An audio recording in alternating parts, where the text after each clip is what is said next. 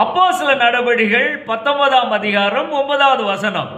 அந்த வசனத்தை வாட்ச் பார்த்தீங்கன்னா, பவுல் திறனோ என்பவனுடைய வித்தியாசாலையில் அனுதினமும் கர்த்தருடைய வார்த்தையை எடுத்து சம்பாஷணை பண்ணி கொண்டு வந்தான் அப்படிங்கிற ஒரு தகவலை அங்க நீங்க பார்க்கலாம். இந்த திறனோ வித்தியாசாலை என்பது எபேசு பட்டணத்தில் இருக்கிற ஒரு வித்தியாசாலை. என்ன அங்க காரியத்தை நீங்க பார்க்கலாம் அப்படின்னா, இந்த வசனத்துக்கு முந்தின வசனங்கள்ல எபேசு பட்டணத்துக்கு ஊழியத்துக்கு போறாரு பவுல், ரைட்? முதல்ல அங்க இருக்கிற ஜெப ஆலயத்துல தான் போய் கடவுளுடைய வார்த்தையை பிரசங்கம் பண்றாரு. அங்க ஜெபாலயத்தில் கூட 3 மாதம் கண்டினியூஸா பிரசங்கம் பண்ணினார். ஒரு பையன் கேட்க மாட்டேங்கிறான் வார்த்தையை, யாரும் அந்த வார்த்தையை விசுவாசிக்க மாட்டேங்கிறாங்க, தகராறு ஏற்பட்டு விடுகிறது. உடனே பவுல் என்ன பண்றாரு, தன்னுடைய சீசர்களை அந்த ஜெப ஆலயத்திலிருந்து அழைத்து கொண்டு இந்த திறனோ வித்தியாசாலைக்கு போயிட்டாரு. அந்த வித்தியாசாலையில அங்க வரக்கூடிய ஜனங்களுக்கெல்லாம் 2 ஆண்டு காலம் போதிக்கிறார். நல்லா கவனிங்க, ஜெப ஆலயத்தில் பவுல் சாதிக்க முடியாத ஒன்றை இந்த வித்தியாசாலையில சம்பாஷணை பண்ணுகிறதன் மூலம் சாதித்து விட்டார். 2 காரியத்தையும் பாருங்கய்யா. ஜெபாலயத்தை ஒரு பக்கம் வச்சுக்கோங்க, வித்தியாசாலை இன்னொரு பக்கம் வச்சுங்க. ஜெபாலயத்தில் ஒருவேளை புரோட்டோகால் நிறைய இருக்கலாம், தெரியல. அப்போ பிரசங்கம் பண்ணி பார்த்துருக்கிறாரு.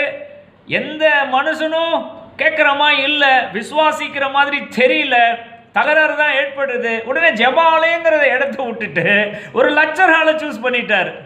அது பிரைவேட் லெக்சர் ஹால். திறனோ என்பவன் ஒரு மனிதன், அவன் வச்சிருக்கிற பிரைவேட்டா வச்சிருக்கிற ஒரு லெக்சர் ஹால். அந்த லெக்சர் ஹாலுக்கு போயிட்டார் ஐயா. அங்க போய் பயங்கரமா டீச் பண்ணியிருக்கிறாரு, சம்பாஷணை டிஸ்கஷன் பண்ணியிருக்கிறாரு.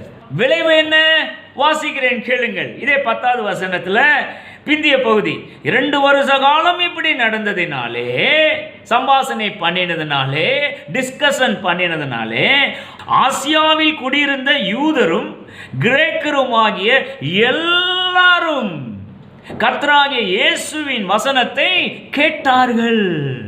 எவ்வளோ பெரிய தாக்கம் உண்டானது பார்த்தீங்களா? இதான் சம்பாஷணை பண்ணக்கூடிய காரியத்தில் இருக்கிற ஒரு ரிசல்ட். பல பேர் அதை பண்ணுறது இல்லை. நான் பார்த்த வரைக்கும் பல பேர் பிரசங்கம் பண்ணுவாங்க, உபதேசம்லாம் பண்ணுவாங்க, ஆனால் சம்பாஷணை பண்ணுகிறது ரொம்ப ரொம்ப கம்மி. பார்த்துக்குங்க, எங்கெங்கெல்லாம் அந்த சம்பாஷணைகள் இருக்கிறதோ, டிஸ்கஷன்ஸ் இருக்கிறதோ, அங்கெங்கெல்லாம் அந்த டிஸ்கஷன்ல பார்ட்டிசிபேட் பண்ணுகிற ஆட்கள் கர்த்தருடைய வார்த்தையை மிகவும் அழகா அற்புதமா கற்று தேறினவர்களாக காணப்படுவார்கள். எழுதி வைத்துக் கொள்ளுங்க, நிச்சயமாய் அப்படி ஒரு இம்பாக்ட் நடக்கும் பாருங்க.